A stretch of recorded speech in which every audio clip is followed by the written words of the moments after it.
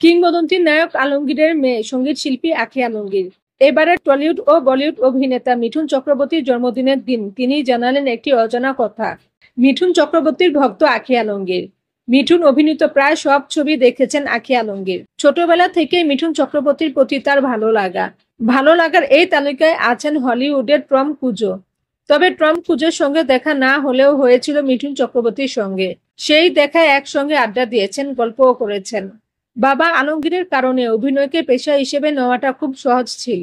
তবে বাবা চেয়েছিলেন বড় মেয়ে আঁখি আলমগীর চিকিৎসক হোক। শিশু বয়সে ভাত দিয়ে চলচ্চিত্রে অভিনয় করে অর্জন করে নিয়েছিলেন জাতীয় চলচ্চিত্র পুরস্কারের শ্রেষ্ঠ শিশু শিল্পী পুরস্কার। তবে রক্তে অভিনয় থাকলেও সেই পথে যাননি আঁখি আলমগীর। বেছে নেন সঙ্গীতের জীবন। গানের জন্যও অর্জন করেছেন জাতীয় চলচ্চিত্র পুরস্কার। অভিনেত্রী না হয়ে সঙ্গীত শিল্পীর জীবন বেছে নেওয়ার কারণ হিসেবে আঁখি আলমগীর বলেন, অভিনয় আমার রক্তে আছে, গানও আমার রক্তে আছে। আমার বাবা তো গানও গাইতেন। দুটাই আমার ভালোবাসার জায়গা। আমি যদি দুইটা একত্রে নিতাম হয়তো কোনোটার প্রতি শতভাগ বিচার হতো না। আমার জন্য অভিনেত্রী হওয়াটা সহজ ছিল, গায়িকা হয়ে ওঠাটা অনেক বেশি কঠিন ছিল। আমি কঠিনটা কেন বেছে নিয়েছি জানি না। হয়তো আমার ভালোবাসাটা গানের জন্য বেশি ছিল। ছোটবেলায় আমার খুবই পছন্দের নায়ক ছিলেন মিঠুন চক্রবর্তী ও টম ক্রুজ, এখনো। তবে দুজনকে দুই রকমের পছন্দ। গতকাল ছিল মিঠুন চক্রবর্তীর জন্মদিন, তাই ভাবলাম ছবিগুলো শেয়ার করি। মিঠুন চক্রবর্তী বাংলাদেশে যখন আসেন তখন আমি বেশ ছোট। ঢাকা ক্লাবে মিঠুনের সম্মানে নৈশভোজের পার্টিতে আব্বু আমাদের নিয়ে যাবে বলল। আমরা সবাই রেডি, আব্বুও রেডি। কিন্তু হঠাৎ আব্বুর কাছে একজন সিনেমার পরিচালক এসে বললেন, পরের দিনের শুটিং এর কিছু পরিবর্তন আছে, তাই এখনই স্ক্রিপ্ট নিয়ে বসতে হবে। আব্বুর কাছে অবশ্যই সেটা বেশি গুরুত্বপূর্ণ। তাই আমাদের আর মিঠুন দর্শন হয়নি।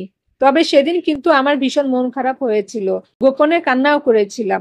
ছোটবেলায় দেখা না হলেও আমি যখন ব্যস্ত তখন মিঠুনের সঙ্গে দেখা হয়। তবে দেশের কোনো অনুষ্ঠানে নয়, দেশের বাইরে। লন্ডনের সেই অনুষ্ঠানে একই মঞ্চে মিঠুন ও আমি পারফর্ম করি। 2006 সালের সেই অনুষ্ঠানে সাবিনা ইয়াসমিন, সামিনা চৌধুরী, আসিফ আকবর, চলচ্চিত্র অভিনয় শিল্পী মান্না, মৌসুমী সহ আরো অনেকেই ছিলেন। 2006 সালের লন্ডনে একই মঞ্চে আমরা পারফর্ম করি। গ্রিন রুমের গল্প শুনলাম ওনার। সবার সঙ্গে তার ছবি আমিই তুলে দিলাম, কারণ আমি সবসময় ভালো ক্যামেরা সঙ্গে নিয়ে যেতাম। আমি যে তার কত বড় ভক্ত, এবং তার জাতীয় চলচ্চিত্র পুরস্কার পাওয়া সব সিনেমা, অখ্যাত কিন্তু দুর্দান্ত গল্প এবং অভিনয়ের সব সিনেমা আমার দেখা।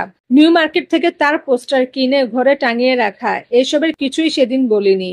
ওগুলো কম হয় আমাকে দিয়ে। কুশল বিনিময়ে আর আব্বুকে শুভেচ্ছা জানাতে বললেন। আমি সিনেমায় অভিনয় করতে আগ্রহী কিনা, কেন করি না তা জানতে চাইলেন। দায় সারা উত্তর দিয়ে কোণায় বসেছিলাম। তিনি আমাকে চা বানিয়ে খাওয়ালেন গ্রিন রুমে। প্রিয় অভিনেতার সঙ্গে একই স্টেজে পারফর্ম করছি, সেই আনন্দে আমাকে আপ্লুত করেছিল। ফেসবুকে পোস্ট করা ছবিগুলো আজ সেই মুহূর্তের চেয়েও দামি মনে হচ্ছে। দুর্দান্ত একটা শো হয়েছিল, মধুর সব স্মৃতি।